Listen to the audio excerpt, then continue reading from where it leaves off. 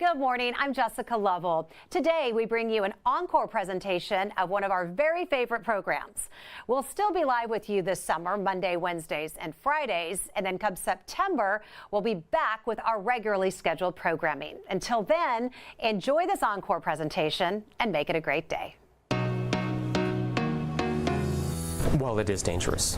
I can tell you that if we did not treat it, she would not have survived.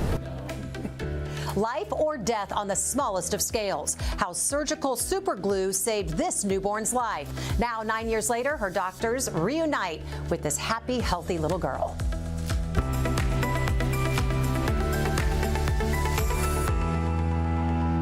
Welcome to the Morning Medical Update. The tiniest patients need the tiniest of tools and the steady hands of expert surgeons. Back in 2013, news headlines called this newborn Superglue Baby.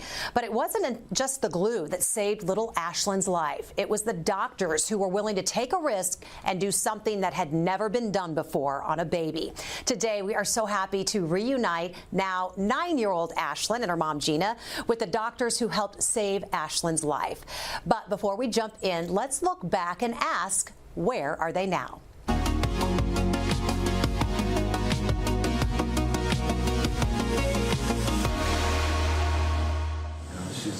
Three-week-old Ashlyn Julian naps contently in her bassinet inside the pediatric intensive care unit at the University of Kansas Hospital.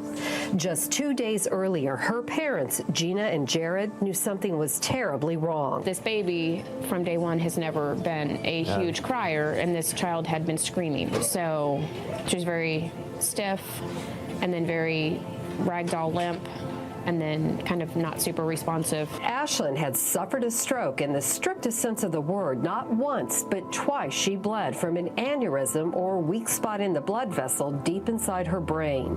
Something so rare in neonates or infants less than 28 days old.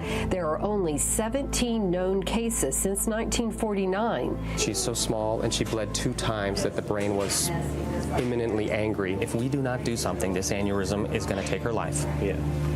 So you're willing to take on a fair amount of risk. Doctors have been fixing aneurysms surgically for 50 years, but with infants, each drop of blood is so precious, Dr. Ebersol did not want to cut into Ashlyn's brain. Surgery has always been the mainstay. In adults, this procedure here, entry here, is extremely well tolerated. In kids, you can get internal bleeding that is hard to detect. Using instruments as small as a pencil lead and a strand of human hair, Dr. Ebersol maneuvered a drop of sterile superglue through Ashlyn's body to her brain. It was his colleague, Dr. Alan Reeves, an interventional radiologist, who determined Ashlyn's tiny blood vessels, about the size of angel hair pasta, could tolerate the procedure. There would have been no procedure if we can't get into this blood vessel. Yeah. Dr. Reeves found a path starting at Ashlyn's hip. Once inside, Dr. Ebersol delivered the life-saving superglue in less than 30 minutes. I was essentially giving myself a time frame in my mind. I said, I have to accomplish this in a very short amount of time. This is either going to work quickly, or we're going to call this a day, figure out what this is, and then go to the operating room. Doctors don't know why Ashlyn suffered a brain bleed. Her parents say it's hard to comprehend. They are overwhelmed and overjoyed she is safe. I think she can have a normal life. And joining us now virtually is Ashlyn and her mom, Gina. Good morning, girls. How are you both doing today? Good. Good. So good to see you both. Also here in studio with me are 2 doctors involved in that surgery 9 years ago. Dr. Koji Ebersol is the Director of Endovascular Neurosurgery here at the University of Kansas Health System, and Dr. Alan Reeves is the Director of Interventional Radiology, also with the health system. And Dr. Ebersol, you look quite young in those pictures. We were just seeing you. It seems like so long ago, 9 years, right? No, all this gray hair happened after that case. Exactly. I know. It has done it's done its work on you, but all good stuff. Gina, just watching that story from 9 years ago, what do you remember most from back then? It actually gives me tears watching it because it was extremely stressful, to be honest, obviously. To be honest. And very frightening. Ashlyn, what are your thoughts when you see that? I I was getting tears also, and also I was very scared. Well, hopefully no tears now, because you're doing so well. We want to look at some pictures and share some photos of you growing up over the past 9 years. Gina, what's it like to be able to see all these amazing milestones? Amazing, because honestly, I don't think anyone really knew what was going to happen with her. Everybody says she'll have a normal life, but who knows, right? Your child suffered a stroke and major brain bleed and whatnot. So every little thing that she did is amazing. Dr. Ebersol, take us back to 2013. A three-week-old has an aneurysm. Why would that happen? I will tell you that we don't know for sure, but I am very suspicious that it was 1 in 10 million chance trauma during birth. The brain, as you know, has a left and right half, and in the middle there's a relatively rigid dividing line. And that thing, if you have pressure on it, can traumatize a vessel underneath it. That's exactly the vessel that had the aneurysm on it. So I'm suspicious. And rare. Oh, for sure. Very rare. So talk to us about this medical grade super glue. It's used pretty often, but had you ever used it in this manner before? It's a very useful tool. It is very much super glue. It's designed to activate in a liquid environment. So it is made to do work inside of blood vessels. It's just typically we don't have to do it on a patient so small. For example, we don't even have any surgical instruments for patients of this size. Everything we had to use are for adults. And so the instrument was this long, and I only needed this much of it to get the job done. So how are you working in that kind of condition? She comes to you, you need to act fast. What was it like? I always like to kind of know what that teamwork was like when you're all trying to have conversation and make this all come together. Right. Well, to be clear, it was not a unilateral decision about what way to go. When the child came to us, we needed the help of our pediatric ICU team to make sure that Ashlyn was going to be safe overnight while we were preparing the surgical team for the morning. And then in the morning, she had another event, and so we had to go to the scanner and found out that she had another bleed from the aneurysm, so it's raising the stakes. But aneurysms bleed in spurts, so it's not as though you need to rush in there to actively stop the bleeding. You want to do the treatment to prevent another bleed in the near future. So when I started the case, her vessels were so small I couldn't even make the access. That's how Dr. Reeves helped us with his expertise. I remember him saying something to the effect of, I spend my whole career putting needles into tiny places. I can do it. And as soon as he put his hands on the instruments, he achieved the access that allowed us to deliver the instruments. So you step in, Dr. Reeves. You're running this tiny catheter through a tiny blood vessel. Help us understand what an interventional radiologist is doing moment to moment during a procedure like this. Sure. So I'm an interventional neuroradiologist. It's basically minimally invasive surgery on the blood vessels using images to guide our procedures. So we use very high powerful x-rays, ultrasound. These allow us to see the instruments and the blood vessels at the same time.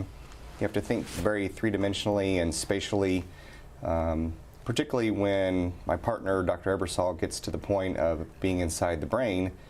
You really have to be able to understand what you're seeing in 2 dimensions and then translate it to what you're doing with your hands inside tiny blood vessels. So how did you determine it was going to be possible? You got big hands, big instruments, tiny vessels. How did you know it could tolerate this catheter and going in there? Well, all of our equipment is designed to be used inside of blood vessels, and it's tiny. They're tiny instruments, and our companies spend a lot of time and money and expertise to develop these instruments that are designed to work inside of blood vessels. So we knew they could work inside her blood vessels as well. The difference is like he said, these are designed to be working inside of humans that are bigger than babies. So it wasn't a question of whether or not the instruments could work inside the blood vessels. If you want to spend a lot of money, you could go out and buy these same instruments. The difference is the operator on the other side of the instruments. That's the game changer. It's you. You're the difference.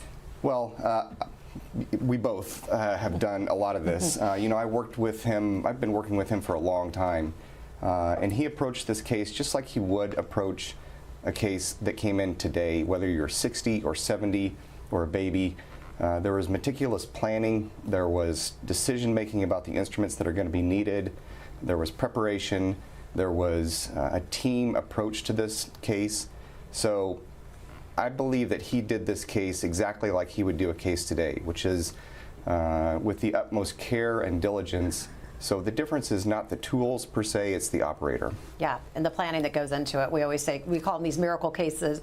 You know, Dr. Ebersol and you're the team they call when these rare, unusual moments happen. Gina, you told us that Ashlyn is still dealing with some effects from the aneurysm, seizures, but specifically on one part of the body. Is that right? Yes, correct. Tell us about that. She has seizures in her right leg only. So after the procedure and until she was approximately 2 years old, she was on anticonvulsants. And then they decided, hey, we don't think she needs these anymore. We don't think that she actually has a seizure disorder. We think it was about the pressure in the brain, so let's eliminate it. And by around age 3.5, she was doing this thing that we would call a wiggly leg. And we obviously are still followed by neurology, neurosurgery, pediatrician, everybody. And to describe it is very hard, and to see it is even harder. And it happened so fast I couldn't catch it on my phone to show it to them. And everyone's like, we don't know what that is. So honestly, I was watching Netflix, weirdly enough, and was watching a series with a New York Times doctor who was doing something with New York Times anyway, about weird things that happen to people and can you help us diagnose them? And there was a little girl on there who was having seizures in her singular body parts. And I'm like, oh, that's my daughter. And sure enough, that's what it was. We got them to do an EEG on her, and she was firing off pretty heavily, around 116 seizures in that 72 hours. Dr. Ebersol, what do you make of that?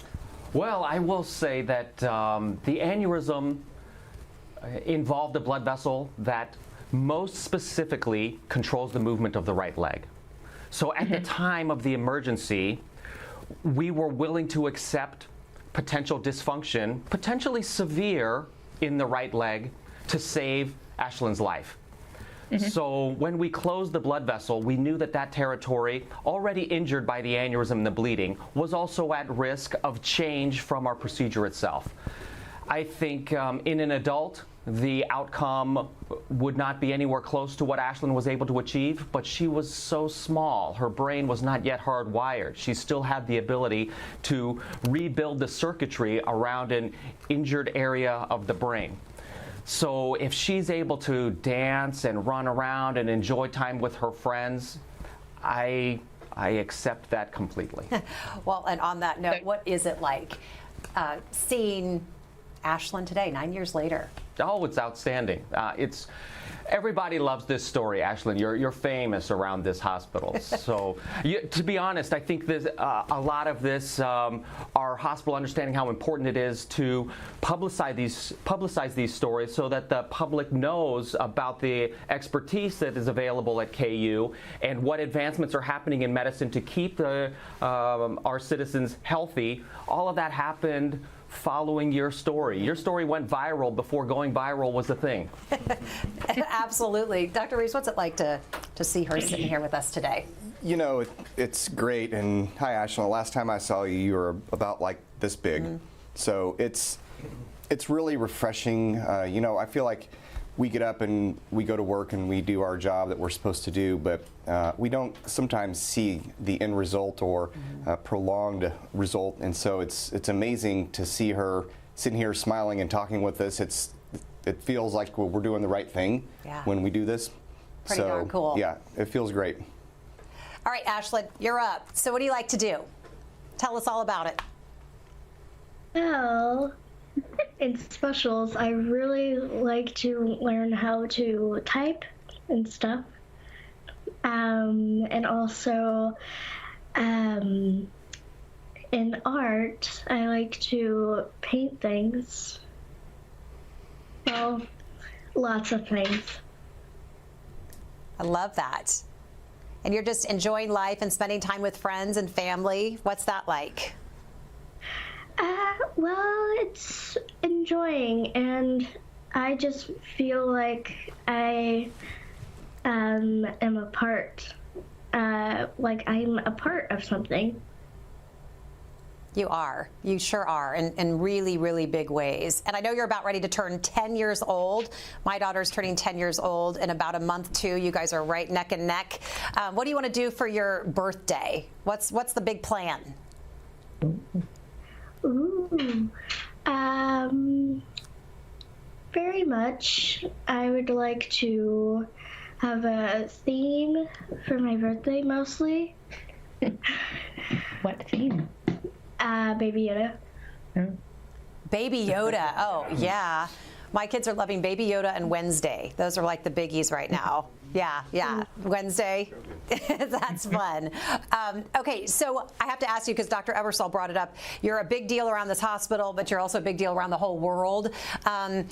Gina, we asked you, having your daughter be called the Superglue Baby, what was that like back then? It was interesting. People that I knew from different parts of the world had seen her story and reached out. People I hadn't spoken to since high school or college reached out to see how she was. And even now, as she has grown up, I've met people who were like, oh, my mom or dad were treated by Koji, and we saw her picture, and oh my gosh, her story's remarkable. So it still continues to kind of follow us today. And Ashlyn, what's it like? I mean, you're almost 10 years old, but to have a big story to tell already in your short life, what's it like when you hear these stories? Well, I would say kind of like interesting. You gonna share that with people? Yeah, probably. I bet. Do people ask you about it? No. Not really. Yeah, because you're just kind of a normal 10-year-old now, and we love that. All right, Doc Hawk, headlines for you this morning about the origins of the COVID-19 virus. A French scientist found a new clue uploaded by a Chinese research team. DNA sequences from a market in Wuhan suggest the virus spilled over from an animal to a human. That's still the leading theory, but it's difficult to take other theories like the lab leak theory off the table, right? Yeah, I mean, again, I think we need to do the due diligence in looking. The vast amount of the supportive data for the origin of COVID-19 continues to support a natural spillover event or events, probably centered around the Wuhan market, not the Wuhan virology lab.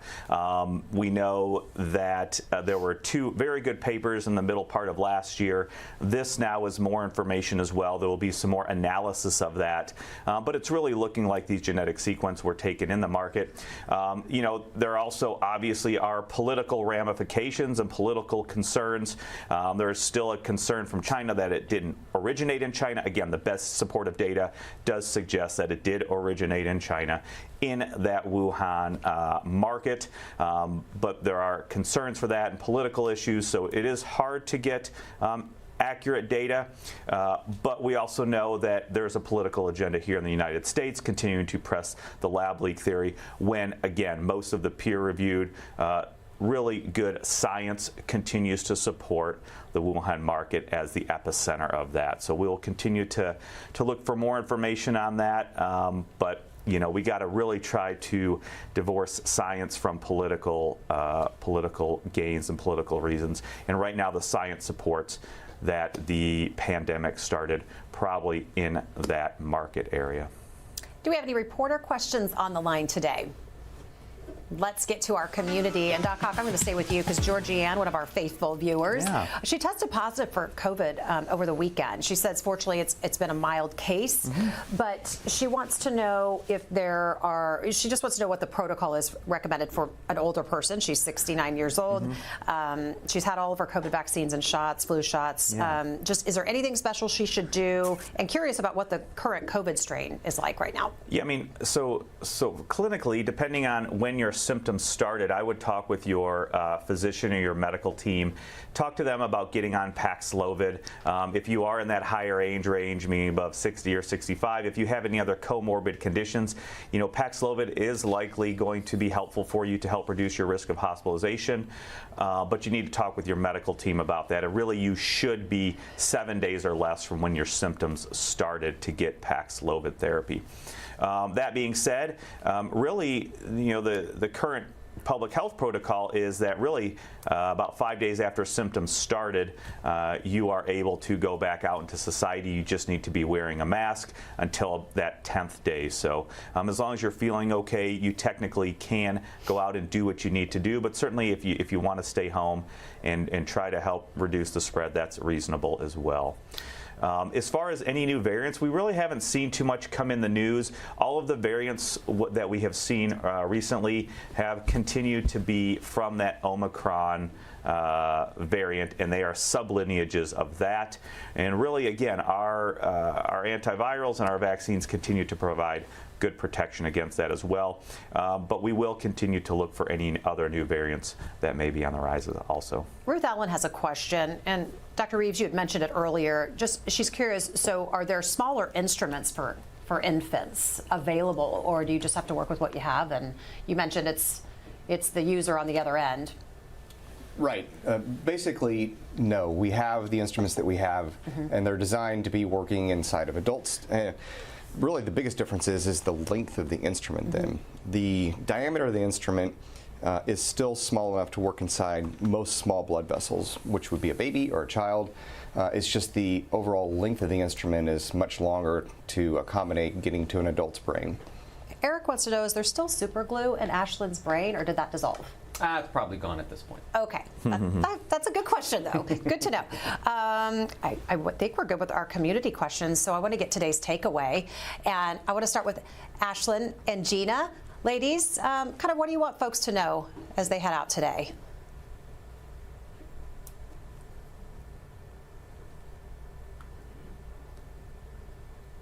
Oh, we're having trouble hearing you. There you go. Okay. Probably let them to know probably what happened to me, like my bump on my head, my seizure on my leg, noodle, only those, because I don't remember anything else. Well, So you've just been she has a drain. That's what she calls her noodle. So, but that's a term we can understand. Yes, exactly. She calls it a noodle. But yeah, no, she's perfectly healthy, perfectly happy, and can basically do anything anyone else can do. And that gives a lot of people a lot of hope. Gina, your final takeaway from our conversation today. She's remarkable, and I appreciate the doctors so much for everything that they did for her and for us. Thank you both for being with us this morning, and we'll check back and find out where you are now, years from now, and you're going to be doing great, and we're so excited to watch you. Watch you hit all those milestones. Dr. Ebersol, takeaway today. Oh, I'm just so happy to see Ashlyn doing well. I think that's what's amazing about modern technology, is that you can solve these problems that can be life-changing in minimally invasive ways. So if Ashlyn is running around on the playground, you would never know that she had an event in her life that put her life at risk. I think that's fantastic. Dr. Reeves. My takeaway is I want to thank Ashlyn for being a cute, charming girl that is, it makes us look good, but really we're just happy that we're able to help, and it's so refreshing and nice to see this. So thank you, Ashlyn. Glad we could bring you all together. Dr. Hawkinson. Yeah, I'm just happy on this cold Monday that we have Dr. Ebersol, Dr. Reeves, and Ashlyn, her mother, here to share that story. So good job, Ashlyn. Keep working, and get ready for the end of the school year. You're getting close. And then have a great summer. That's right. Big birthday coming up. Right. Our health system is expanding even further this morning. A brand new clinic is opening in South Overland Park. Let's go live to Corbin Park near 135th and Metcalf, where Ryan Van Nuys is Ambulatory Operations Project Manager for the health system. Good morning. How are you?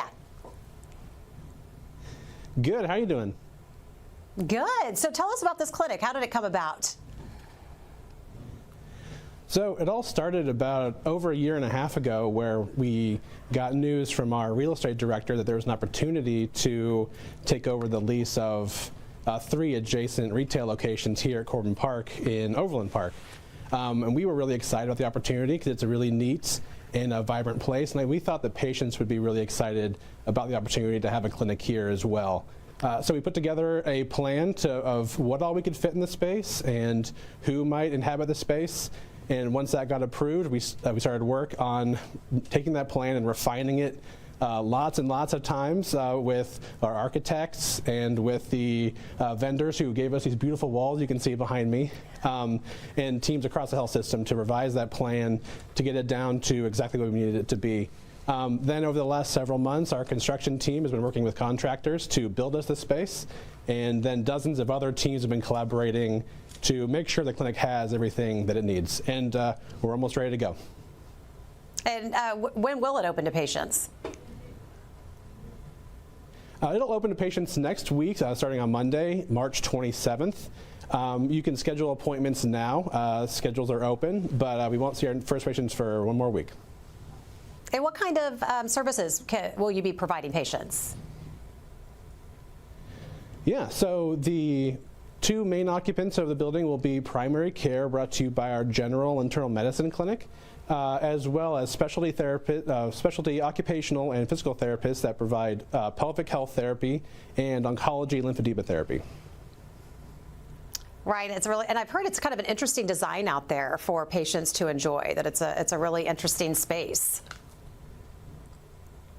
Yeah, it is a very unique space for us. We built it with special walls that you'll be able to see that are really customizable and very modern looking. It also features other design elements that are not unique to the health system, but I think are really appreciated, like one-way patient flow. Well, patients will come in one door and leave another one, so it'll be less congested front waiting room, and then also kind of have an on-stage, off-stage approach where patients won't be interacting with where we like our conference rooms, our waiting rooms, our break rooms, or things like that, where we kind of have our staff work. So everything the patient sees will be meant for them and be totally patient care centered. Yeah, those little things matter, and as our city grows south, folks out there will really appreciate it. Ryan, thank you so much. Appreciate it. Subscribe to our morning medical update and Open Mics with Dr. Stites podcast. Now everywhere podcasts are available.